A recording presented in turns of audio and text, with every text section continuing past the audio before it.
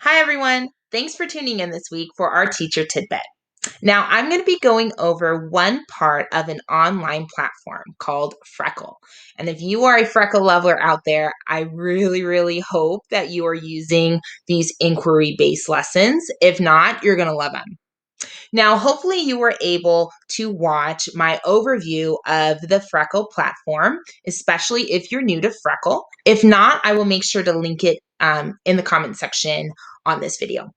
All right, let's dive in and learn how you can use inquiry-based lessons to help your students enhance their problem-solving skills.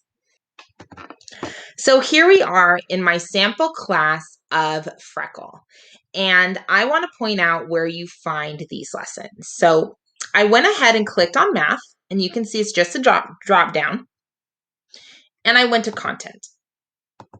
Once you're in content, all you have to do is scroll down past the adaptive pathway, targeted math, go ahead and pass those back practice opportunities, and we're going to focus on inquiry-based lessons.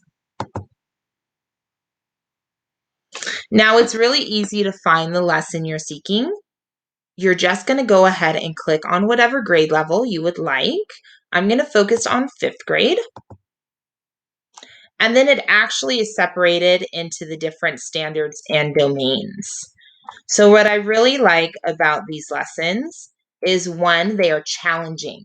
They are designed to not only apply math skills to the real world, but also to enhance your students' ability to problem solve. That idea of a productive struggle is definitely incorporated into these lessons. So I'm going to go ahead and I'm going to choose one of these just for the purposes of this video. Let's go ahead and do this film photography, adding unlike denominators. So anyone that's ever taught upper grade, you know, teaching how to add and subtract unlike denominators is a challenging concept for sure. Conceptually, it is quite difficult for students to grasp. So once you are here, you can see a few different components. One is there's a video that you can either watch independently by assigning those videos up here, or you can watch it together as a class. I've done it both ways. It works great. There's an inquiry sheet. That is the worksheet that you're going to give to your students. And then, of course, the answer key. And it's separated into 3, 4, I think there's 1 or 2 that's actually 5 days. Don't feel like you have to do one per day. I've broken it up so it's, maybe like 30-minute math blocks. They're usually not that time consuming. You could even probably do it in like a 20-minute block. Or I've done it where students just progress at their own pace. For me, I recommend students being able to progress at their own pace. That way you never have students that run out of things to do, or they work too quickly and now they're bored. I really do recommend that this be done in partners at their own pace.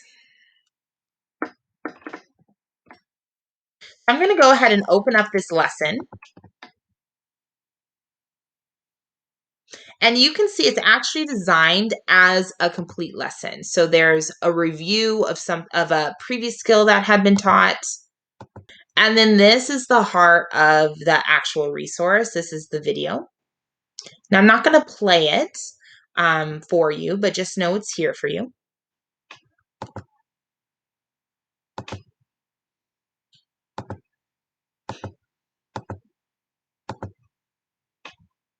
So I just want to leave you with some ideas on how I use these in my classroom. I usually use these after I have taught using our district curriculum, after I've taught our math lessons, and then this is partner work. So I would put mixed level groups together, a high student benchmark or above, and then a student that perhaps needs a reteach, needs some extra practice, and those students would be paired together to work on these type of activities. So if you are doing this for the first time with your class, I recommend that you do the entire lesson whole group first, meaning that I would play the video in front of the class on my projector and I would kind of guide them. How do we develop a question? How can we make sure that it's a mathematical question that can be solved using math? Because especially if you work with younger students, they may first start with, oh, what is a camera? But that's not a mathematical question. So, really guiding them that first time through at least. Then, what I would do is I would actually have them break up into their math partners, their pre assigned math partners, and they work on perhaps the next day. Then we come back and we share our responses. Again, this is an opportunity for me to make sure that they are actually understanding how to do these inquiry based lessons. Then we break up again, they work on it with their math partners, and we come back. The next time that I do this, so perhaps for our next math unit, I would actually have them work start to finish with their partners, and I would use that time to conference with individuals or even small groups to make sure that they're understanding not only how to do these problems, these word problems, but also how to do the skill at hand.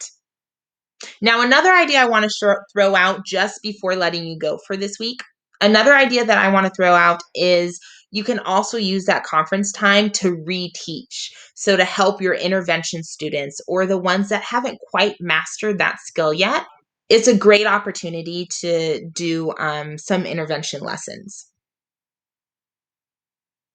All right, that's all I have for you today. Hopefully, you try out these inquiry based lessons. I think you'll love them. They're very engaging, very useful in a math classroom. I hope to see you next week, and thanks for tuning in.